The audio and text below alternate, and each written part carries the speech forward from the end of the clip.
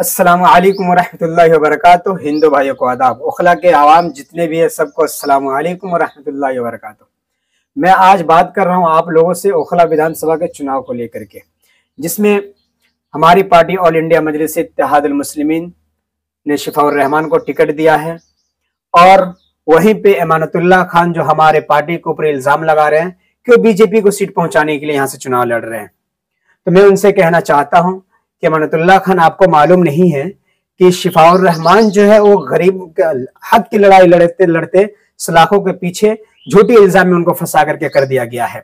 और अमानतुल्लाह खान, आज तक तुमने उनके लिए आवाज नहीं उठाई। मुसलमानों के ऊपर जुल्म होता है, तुमने आज तक आवाज नहीं उठाई, तुम्हारी पार्टी ने आवाज नहीं उठाई। यहाँ तक के तबलीगी जमात के ऊपर अरविंद केजरीवाल, छोटा रिचार्ज ने इल्जाम लगाया था कि उन्हीं की वजह से कोरोना फैल रहा है। तो मैं कहना चाहता हूं ओखला के आवाम से कि सब परिस्थितियां देखते हुए आपके सामने इस बार मेरा सदर जनाब बैरिस्टर असदुद्दीन ओवैसी साहब ने शिफाउर रहमान साहब को टिकट दिया है। क्यों दिया है? कि हक की आवाज उठाने वाला व्यक्ति वो है, वो इंसान हक की आवाज लड़ते लड़ते, हक की बात के लिए बोलते बोलते और हक की आवाज उठाते उठाते आज उस लाखों के पीछे झूठे इल्जाम में कर दिए गए हैं।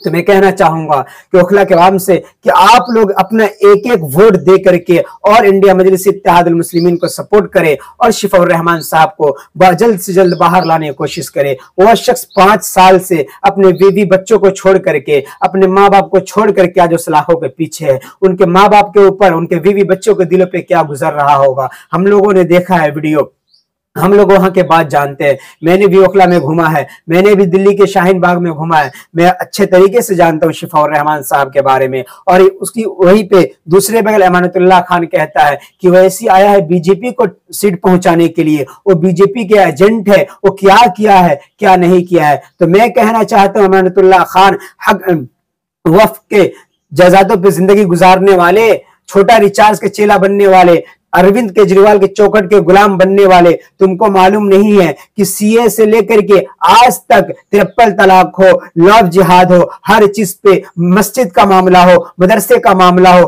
गरीबों का मामला हो, हर चीज पे बैरिस्टर असदुद्दीन ओवैसी साहब सबसे पहले आवाज उठाते हैं। और तू कहता है कि बीजेपी के बी टीम है। इससे पहले दिल्ली में हमारे पार्टी, मेरा सदर कभी नहीं चुनाव लड़े थे। क्यों नहीं? बीजेपी कैसे जीत गई? हरियाणा के अंदर मेरा सदर नहीं गया, ऊपर से फ्लाइट भी उनकी नहीं गुजरी थी, फिर कैसे बीजेपी जीत गई? अरे अंधभक्त, अरे अपने आंखों पे पट्टी बांधने वाले आम आदमी पार्टी के दलाल, अरविंद केजरीवाल के चेला, शक्ति कपूर जैसे शक्ल लेकर के घूमने वाले, तू मेरे सदर के जूती के नोक के बराबर भी नहीं है। जहां मेरा सदर बैठ जाएगा वहां तेरे बैठने में सातों नस्लें बर्बाद हो जाएंगी, फिर भी बराबर में नहीं बैठ सकता है तू। और तू ऑल इंडिया मजलिस इत्तेहादुल मुस्लिमीन को बीजेपी के बी टीम कहता है। मैं ओखला के आवाम से दामन पकड़ करके भीख मांगता हूं कि आप लोग अपना एक एक वोट दे करके शिफाउर रहमान साहब के हक में दीजिए और ऑल इंडिया मजलिस इत्तेहादुल मुस्लिमीन को वहां से जिताइए और शिफाउर रहमान साहब को अपने बीवी बच्चों से आप मिलाना या आप लोगों के हाथ में है। क्योंकि आप लोग चाहेंगे